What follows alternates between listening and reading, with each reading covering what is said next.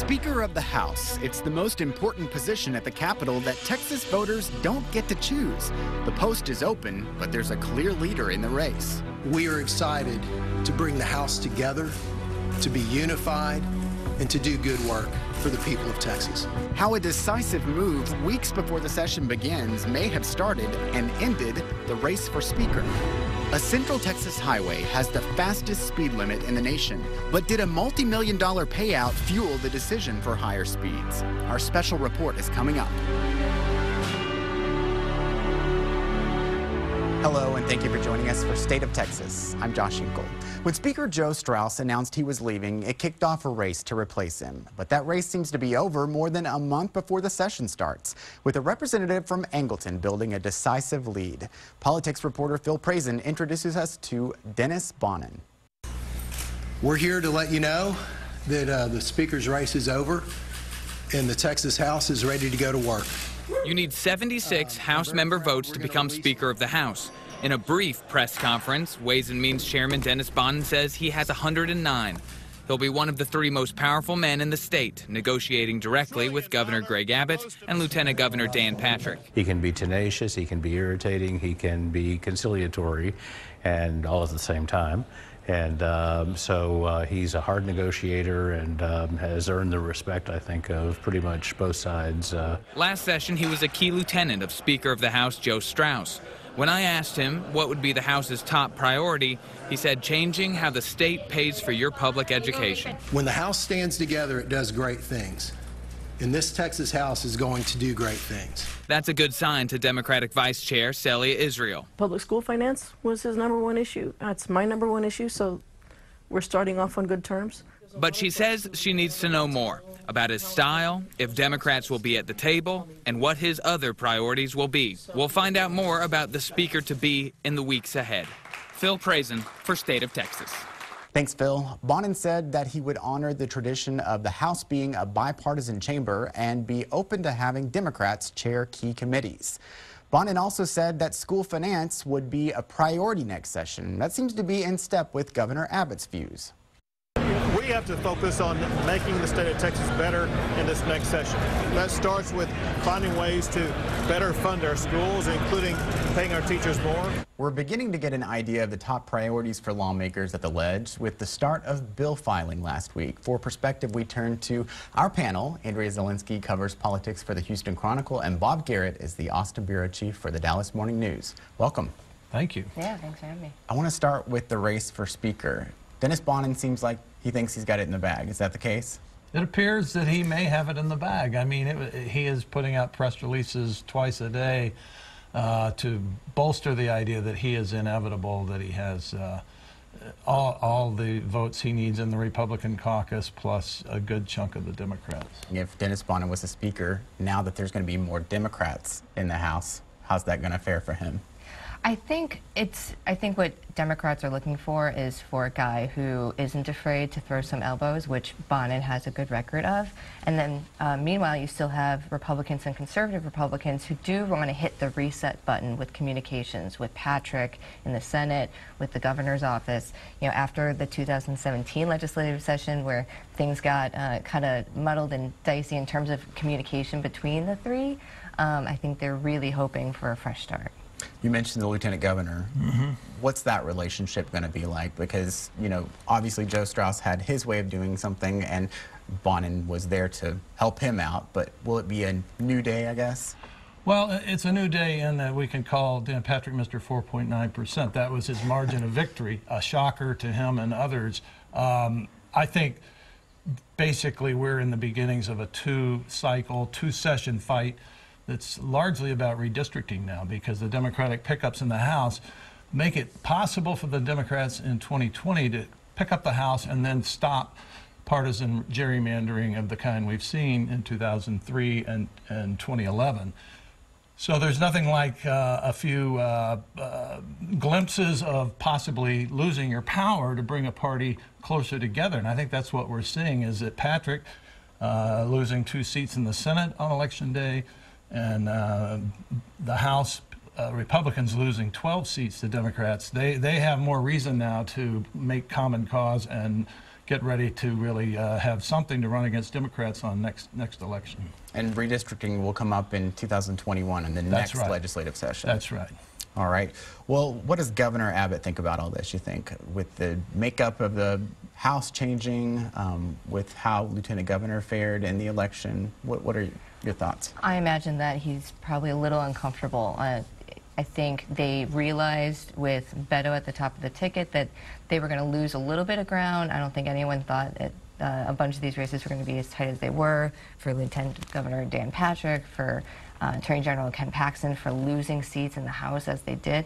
So I think that is going to bring a little bit more of a centrist view. I mean, still very conservative, but I think that's going to mean, you know, not seeing issues like the bathroom bill, or if they do, they're a blip on the radar and they go away quietly into the night. So I think it's going to be a little bit more of trying to minimize some of the headlines that we've seen over the last couple of years, so Republicans can rebrand themselves as someone that, you know, toss-up voters would still want to vote in again. We're getting just a couple of months away, I guess, like what? Right at 2 months away, right? Yeah? From the session? Yeah. Oh, it's sooner than that. It's the middle of January, if I remember correctly. It's like 6 weeks. Okay, yeah. January 8th. I'm ready. I'm not. Well, thanks, guys. I appreciate it. Thank you. A need for speed. We break down the dangers on the nation's fastest highway right here in Texas, and whether a multi-million-dollar deal had anything to do with that speed limit. First, a show of political unity goes viral. America craves this. They crave good stories. How a chance meeting between two political rivals is inspiring Texans to come together. After this year's midterm election, we've heard calls for unity from both Democrats and Republicans. Both candidates in the heated race for Senate in Texas appear to be on board. The evidence, a social media post that went viral showing Beto O'Rourke and Ted Cruz posing for pictures at Bush Intercontinental Airport in Houston. Here's how it happened. Texas A&M students Tiffany Easter and Carrie Weinman were waiting to board a Tuesday flight to D.C. They spotted Senator Cruz at their gate. Then, Congressman O'Rourke came up to the same gate. It was the first time they'd seen each other since the election. Easter watched as O'Rourke congratulated Cruz on his win and said to reach out if there's anything he could do to help the future of Texas. She says Cruz responded in a similar way. Both men posed for pictures with the students. Easter said the display of unity was inspiring. We're asking for examples of bipartisanship, so when we see it, we need to hang on to it. Internalize it, and then move forward with that. And so moving forward in my political beliefs, that's the goal. Weinman said they posted the photos on social media, then shut off their phones for the flight. And when they landed, the posts had gone viral. Easter says she hopes the post will inspire people to say, if Ted and Beto can do it, we can too. A need for speed. Was a multi-million-dollar payout the real reason the state made a Central Texas highway the fastest in the nation? We're looking out for your safety on SH-130, breaking down the number of crashes and deaths. And we ask state leaders to weigh in. Our special report is coming up.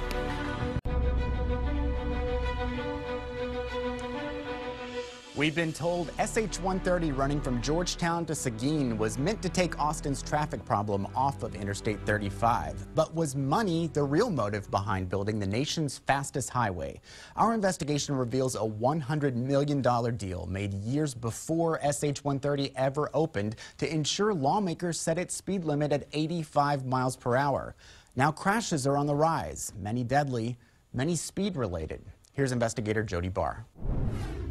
4 people are dead and 5 children are in the hospital right now after a rollover crash this morning. It happened on a stretch of State Highway 130 where the speed limit is the fastest in the country. When Albert Sanchez saw this report in August 2015. We didn't, snap that was her vehicle, their vehicle that had rolled. The auto mechanic just warned his sister-in-law to check her tires. She did. A week or so later, he saw this video. The tire was missing the tread, so right away I knew exactly what had happened. What could we have done differently to prevent that accident from happening? He believes speed was a factor. The wreck happened along the 85-mile-an-hour stretch of SH-130, a section patrolled by Mustang Ridge police. 84, 82, 87. Over here is 85 miles per hour. 5 over, going 90 miles per hour, that's a lot. 90 miles an hour, an average speeding violation for the department. But records show drivers often going much faster, up to 143 miles per hour. At those speeds, crashes can be far worse. Make sure if you know you're going to travel this SH-130, make sure you check your vehicles before heading out. Since 2013, the first full year the entire highway was open, crashes have climbed from 225 to 273 last year.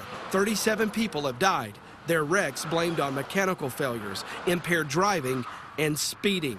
SH-130 became the nation's fastest road after state lawmakers passed a bill in 2011. Their intent, to make sure the highway was safe at that speed before the Texas Transportation Commission approved the speed limit.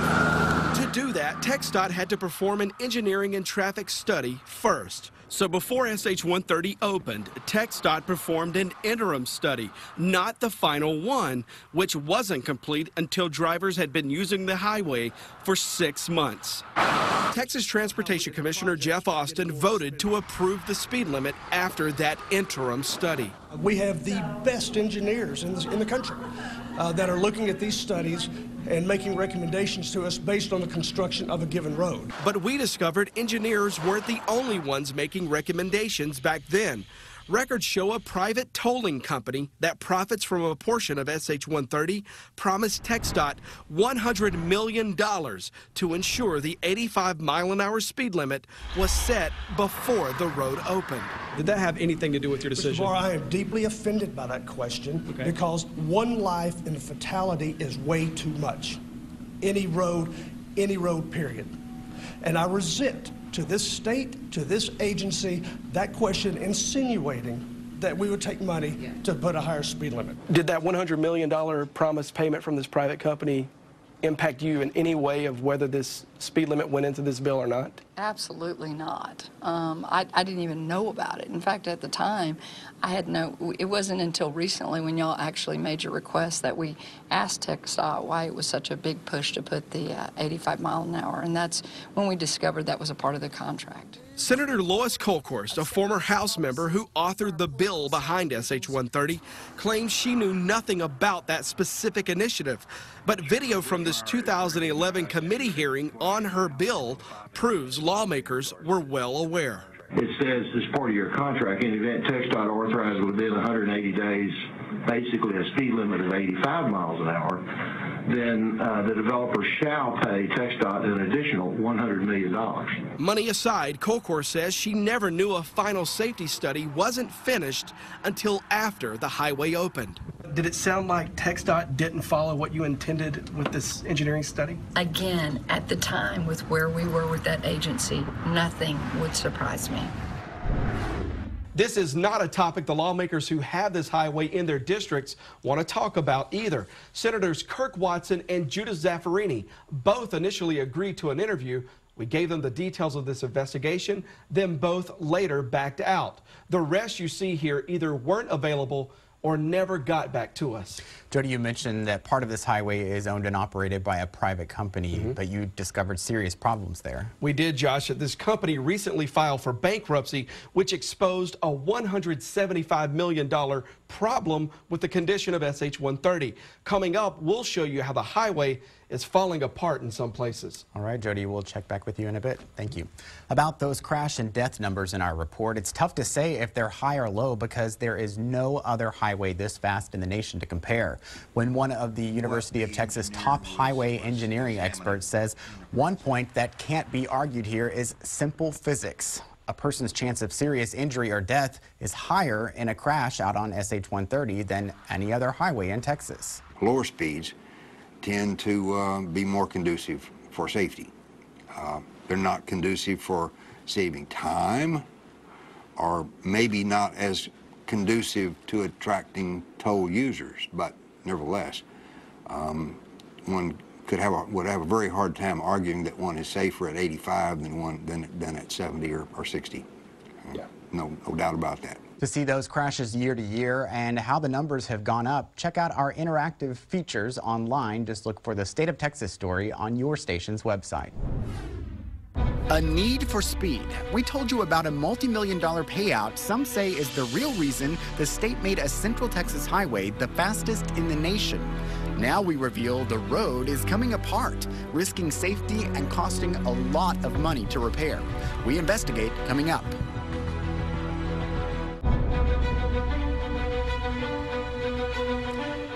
The construction of the nation's fastest highway, flawed from the beginning. Those are the claims of the new owners of the 85-mile-an-hour section of SH 130. The tollway runs west of Austin from Georgetown to Seguin. A private company owns and collects tolls on the southern end, partnering with TxDOT to build the road in 2007. Earlier, we told you about the crashes and deaths that have happened since the highway opened. Now we reveal a bankruptcy filing showing builders knew the highway was coming apart, now forcing a multi-million-dollar fix. Here's Jody Barr. The nation's fastest highway has held on to a secret. After opening in 2012, this billion-dollar bypass is undergoing major surgery. The reason? A federal lawsuit claims the people who built it made some mistakes before they ever opened the southern section of SH 130. I've been in this business for 40 years. When I came out here the first time, I had never seen a road with this light truck traffic, this age, in the condition it was in. Andy Bailey's the new SH 130 CEO. He joined the company 2 years ago, a company that was broke and facing millions of dollars in repairs because the highway was coming apart. This federal bankruptcy filing explains why. The lawsuit accuses Central Texas Highway Constructors, the firm that built the southern section of SH 130, of cutting corners, didn't follow construction standards, and in the end designed and constructed a facility with significant defects from one end to the other. I believe that had it been properly designed and properly constructed, the problems that we've been addressing, we'd have never encountered them with a properly designed and constructed roadway. The road's southern section's billion-dollar price tag was funded by private investors and a $500 million taxpayer loan from the feds. After the bankruptcy, those lenders took over ownership of the company. They started going through the books and found what they described as a company hiding major construction defects. The court record claims that was all done by San Antonio-based Zachary Industrial and Spanish companies Ferrovial and Centra. They're the companies that previously owned and built the highway. Court records contain internal emails where the private company, the builders, and the owners knew from the start the subgrade had problems and would cause the highway to crack and heave, a point the lawsuit contends the owners hid from the public and their lenders. They also knew the traffic projections used to convince the state to sign on to the project weren't worth the paper they were written on. The original traffic projections were wildly overstated. The company did a couple of additional traffic projections and still missed. It sounds like those could have set this company up for failure from the beginning with their inaccuracies. I believe that the fundamental reason the company went into bankruptcy was the flawed traffic projection. The projections were used to prove to lenders that enough cars would use the toll road to provide enough cash flow to repay the loans. The federal filing shows the first year the highway opened, traffic counts were supposed to be 40,000 toll trips each month, when in reality only 5,000 happened. In an email uncovered in the bankruptcy, an executive wrote about the horrible car counts and "I hope that nobody starts asking questions." The evidence that something's wrong with the privately owned section of SH 130 is still easy to see still today. As soon as you cross into the 85-mile-an-hour southern section, it's a patch job of new and old pavement. The new SH 130 concession company owners are in the middle of a $175 million effort to fix this highway. Do you believe in 40 years when Texas gets this toll road back that this will be something that the state of Texas can be proud of? At the end of this concession, Texas will have the road it should have had in an almost new condition. The new CEO also told me the company is now able to pay its bills and is relying on more realistic traffic projections today. This was supposed to be an answer to traffic congestion on I-35 through Austin. The CEO also told me they now realize SH-130 is nothing more than a freight corridor for 18-wheelers. But Jody, these court battles are not done yet. What do the new owners want? The new owners want some of that money back from the former owners and the construction company that built the highway and knew there were problems with the new company is paying to repair today. The contract said this highway should be built to standard and built without any construction problems. Jody, thank you very much. Cintra, the Spanish company involved in the SH-130 construction, tells us the allegations against it have no merit and will defend itself. It stands by what it calls a 50-year history of successfully delivering transportation solutions around the world. The other company involved, San Antonio-based Zachary Industrial, told us in a statement they deny all the allegations and that the company does not comment on lawsuits. Thank you again for joining us for State of Texas. I'm Josh Hinkle. We'll be back next week to bring you an in-depth look at Texas politics.